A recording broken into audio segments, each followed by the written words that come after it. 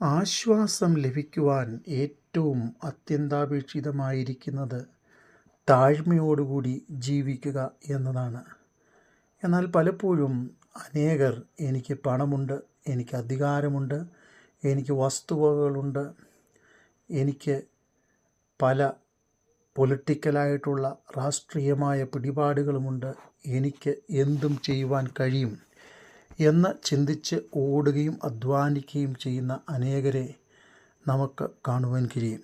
എന്നാൽ ഇതൊന്നും ക്രിസ്തീയ ജീവിതത്തിൻ്റെ അല്ലെങ്കിൽ ദൈവവചനത്തിൻ്റെ മാർഗരേഖ അല്ല.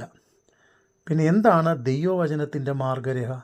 മത്തായിയുടെ സുവിശേഷം 11-ാം അധ്യായം 20-ാം വാക്യം, ഞാൻ സൗമ്യതയും താഴ്മയും ഉള്ളവനാകിയാൽ എൻ്റെ നുകം ഏറ്റെടുത്തുകൊണ്ട് എന്നോട് പഠിപ്പീൻ, എന്നാൽ നിങ്ങളുടെ ആത്മാക്കൾക്ക് ആശ്വാസം കണ്ടെത്തും. അതെ, സൗമ്യതയും താഴ്മയുമുള്ളവൻ, അതെ, കർത്താവിൻ്റെ നുകം ഏറ്റെടുത്ത് കർത്താവിനോട് ചേർന്നിരുന്ന് പഠിക്കുവാൻ താല്പര്യമുള്ളവൻ. അങ്ങനെ നാം ചെയ്താൽ അങ്ങനെയുള്ളവർക്ക് ആശ്വാസം കണ്ടെത്തുവാൻ കഴിയും. അതെ, ദൈവവചനത്തിൽ യേശുവിൻ്റെ പ്രത്യേകതയെ ഫിലിപ്പിയ ലേഖനം 2-ാം അധ്യായം അതിൻ്റെ 8-ാം വാക്യത്തിൽ പറയുന്നുണ്ട്.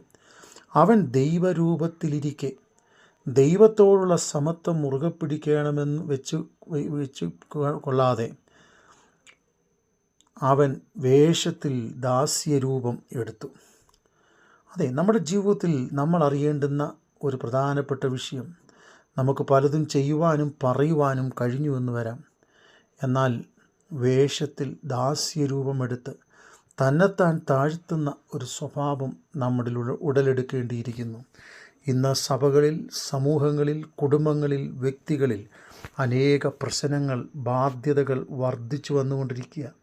കാരണം തന്നെത്താൻ കാണുവാൻ, ക്ഷമിക്കുവാൻ, അംഗീകരിക്കുവാൻ, അറിയുവാൻ, സ്നേഹിക്കുവാൻ അനേകർക്കും കഴിയുന്നില്ല. ഒരുവനെ മറ്റൊരുവൻ തോൽപ്പിക്കുവാൻ ശ്രമിച്ചു കൊണ്ടിരിക്കുന്നു. എന്നാൽ യേശു പഠിപ്പിക്കുന്നു, ഞാൻ സൗമ്യതയും താഴ്മയുമുള്ളവനാകിയാൽ എൻ്റെ നുകം ഏറ്റെടുത്ത് എന്നോട് പഠിപ്പീൻ. പിന്നെയും വളരെ സസൂക്ഷ്മം ചിന്തിക്കേണ്ടുന്ന ഒരു ദൈവവചനമുണ്ട്.